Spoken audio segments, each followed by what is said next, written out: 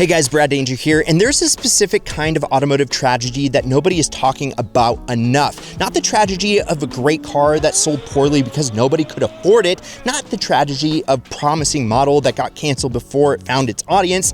I mean, that happens. They hurt, but that is not what we're covering today, because today we are talking about something completely different, something more specific, more avoidable. We are talking about cars that were genuinely good. Some of them were genuinely great, that got absolutely destroyed by their own reputation before most people even had the chance to form an honest opinion about them. These cars are out there right now at basement prices, waiting for the buyers who did their own research instead of outsourcing their opinion to the interwebs.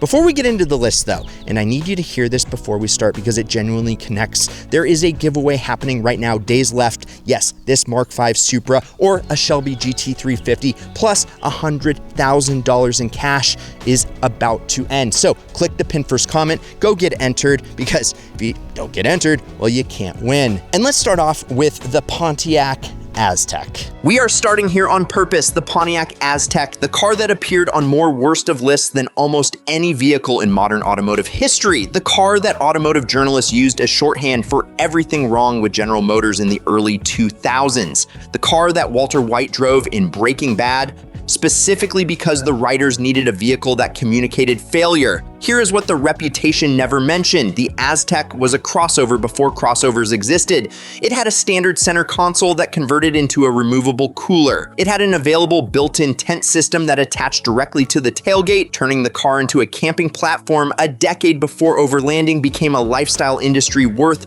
billions. It had a pass-through rear seat, a flat load floor, and more practical interior storage solutions than most vehicles in its segment today. The 3.4-liter V6 is not exciting. The handling is not something anyone wrote poetry about, but the Aztek was genuinely useful in a way that the press never acknowledged because they were too busy taking photographs of the front end at unflattering angles. Right now, you can buy a clean Aztek for $3,000 to $5,000. The overlanding community has quietly started collecting them. Values will move. They always do when a car this cheap has a story this interesting underneath the reputation. Buy it because practical, cheap, historically significant as the crossover that came too early and appreciating faster than anyone who wrote it off expects. The 916 generation Alfa Romeo Spider, produced from 1994 through 2005, is one of the most beautiful open-top cars made in the 1990s and one of the most unfairly dismissed Italian cars in the used market right now. Pininfarina body, a twin-cam engine that pulls with real urgency above 3,000 RPM and sounds distinctly, unmistakably Italian doing it. A driving position that puts you low in the car and connected to the road in a way that most modern convertibles engineer out in the name of comfort. The reputation that killed it is reliability. Alpha reliability in this era was a genuine conversation. Electrical gremlins, rust in certain climates, sensors that required patience and a relationship with an independent specialist. That reputation is not entirely wrong. It is also not the whole story. A properly maintained 916 Spider with documented service history and a good independent mechanic behind it is a genuinely rewarding car that you can buy right now for $8,000 to $15,000 depending on condition and trim. For that money, you are getting Italian coachwork, a driver-focused experience, and a car that people photograph in parking lots without being asked. The key word is maintained. Alfa Romeos reward owners who take them seriously. They punish neglect faster than almost anything else at this price point.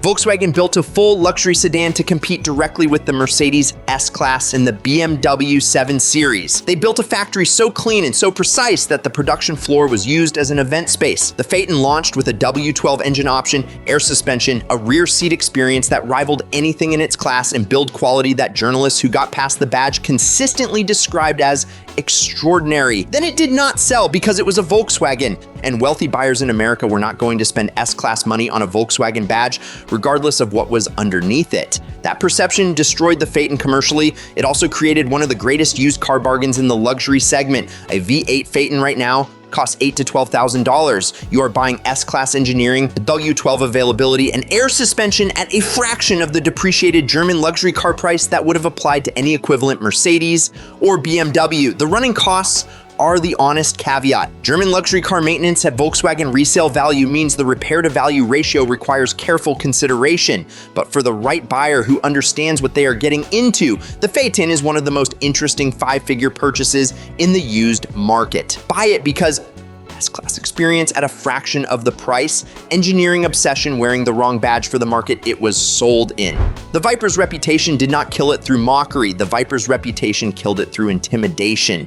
The early Viper stories are real. A massive V10, no stability control, no ABS for years, a side pipe that burned legs, a clutch that required genuine physical commitment. The Viper was legitimately dangerous in untrained hands, and the automotive press made sure that story traveled everywhere. What that story did was depress values on the later, genuinely refined generations of Viper that addressed the accessibility issues while keeping everything that made the car worth building in the first place. And the Gen 5 SRT Viper that followed brought stability control, traction management, ABS, and interior quality that finally matched the exterior performance. The 8.4-liter V10 making 600 horsepower in these cars is one of the last great naturally aspirated American performance engines ever fitted to a production vehicle. The exhaust note is singular, nothing else sounds like it. Clean Gen 4 and early Gen 5 Vipers are sitting between $30,000 and $50,000 right now. That is a 600 horsepower American supercar with a V10 and genuine track credentials at a price that should not exist. The reputation of the early cars is doing all the work keeping these values suppressed. Buy it, because